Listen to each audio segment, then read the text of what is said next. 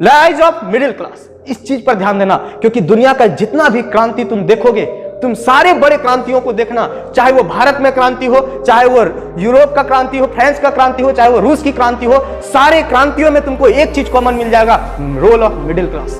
Role of middle class. ये middle class बहुत ही पावरफुल वर्ग होता है, बड़ा ही खतरनाक वर्ग होता है ना। इसीलिए हर राजनेता को, हर राजा को, हर जो लीडर होता है उसको यह सोचना चाहिए कि उसके देश का मिडिल क्लास को असंतुष्ट ना करो, क्योंकि मिडिल क्लास में सफर करने का एक्सट्रीम पावर होता है। उसको बोलो वो सैक्रिफाइस, उसको खोने के लिए उसके पास कुछ होता ही नहीं है, मतलब पाने के लिए कुछ हम पाएंगे ही, वो ये सोच लेता है, और उसके पास सैक्रिफाइस करने का एकदम अनंत शक्ति होता है। इसलिए तुम दुनिया का जितना भी बड़ा क्रांति देखते होगे, तो सारे बड़े क्रांतियों को मिडिल क्लास ने क्या किया, आके बागडोर संभाला।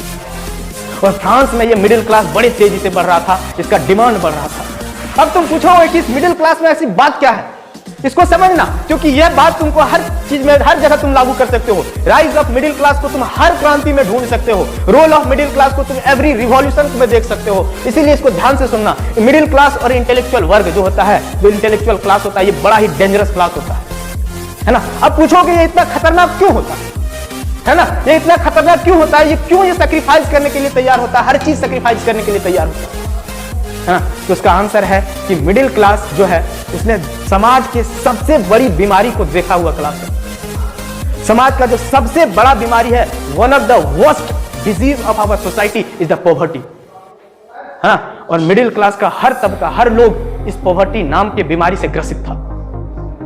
और उसने पॉवर्टी नामक डिजीज, जो डिजीज था, वो जो गरीबी नामक बीमारी था, उसको पार करके वो क्या करता है, अमीरियत की हल्की सी हवा लेता है।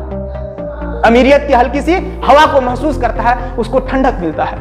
और ये अमीरियत की हवा गरीबी द्वारा दिए गए जख्म को थोड़ा सुखा तो देता है, और वो घाव, वो सूखा घाव का दर्द उसके जिस्म में जिंदा होता है, और वो घाव उसको हमेशा पुश करता है कि तुम आगे बढ़ो, तुम रिवोल्ट करो, तुम एक नया ऑर्डर बनाओ, तुम अपना स्थान बनाओ।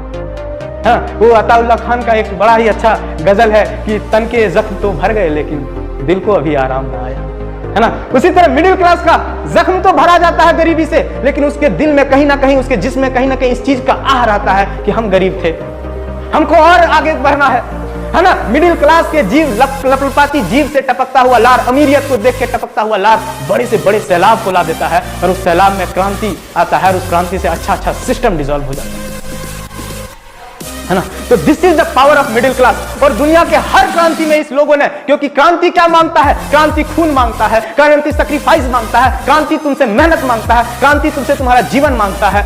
और जब ये सब चीज देने का बारी आता है, तो उस लंबे लाइन में मिडिल क्लास का आदमी सबसे पहले खड़ा होता है कि हम देंगे, क्योंकि हम जानते हैं गरीबी क्या चीज है, हम जानते हैं कि पेट में जब अन्न नहीं जाता है तो उसका तड़प क्या चीज है, हम जानते हैं कि कैसे भुखमरी में जिया जाता है। और अगर हमको आज थोड़ा सा अमीरियत की हवा लगी है, तो हम खुले वातावरण, ऐसा बाग बनाएंगे अमीरियत का, जहां पर हम अच्छे से रहेंगे। क्यों सिर्फ बुर्जुआ रहेगा, क्यों सिर्फ कलर्जी रहेगा, क्यों सिर्फ नोबेल रहेगा, है ना। और जब ये लोगों का ताकत इकट्ठा होता है, तब क्या करता है, एक क्रांति का सबसे उपयुक्त मौसम आ जाता है, क्रांति का सबसे उपयुक्त मौसम आ जाता है। इसीलिए बहुत सारे विद्वानों ने कहा है कि middle class is the best farmer of revolution, है ना। मिडिल क्लास जो होता है, क्रांति का सबसे बड़ा कृषक होता है। इसके पास ये हुनर होता है कि क्रांति को सींचा कैसे जाए, क्रांति को अपने खेत में कैसे बोया जाए, और कैसे क्रांति की दीवार को बनाया जाता है ना। तो रोल ऑफ मिडिल क्लास। और एक और चीज लिखे हैं, रोल ऑफ इंटेलेक्चुअल क्लास, बुद्धिजीवियों का वर्ग। ये ऐसा मिडिल क्लास का ही व्यक्ति होता है जो थोड़ा पढ़ लिख लेता है, और उसके दिमाग में एक नया आइडिया आ जाता है ना, और वो सोचने लगता है। एक वर्ड होता है जिसका नाम कहते हैं, उसको हम वर्ड कहते हैं कि objective realisation of subjective deprivation. क्या कहते हैं उसको, सब्जेक्टिव डिप्रिवेशन का ऑब्जेक्टिव रियलाइजेशन। इसका मतलब है कि सबको पता है कि हम गरीब हैं, सबको पता है कि हमारे शोषित, हमको शोषण किया गया, हम शोषित वर्ग है, सबको पता है कि हमको काम नहीं मिल रहा है, सबको पता है कि हमारा शोषण हो रहा है, एक्सप्लॉइटेशन हो रहा है। लेकिन कोई कार्ल मार्क्स, कोई रूसो, कोई वोल्टायर, कोई मोंटेस्क्यू, कोई राजा राम मोहन राय, कोई ईश्वर चंद्र विद्यासागर, जब तक तुम्हारे कान में ये नहीं कहता है कि देखो तुम गरीब हो, तब तक तुम्हारा दिमाग में करंट ही नहीं आता।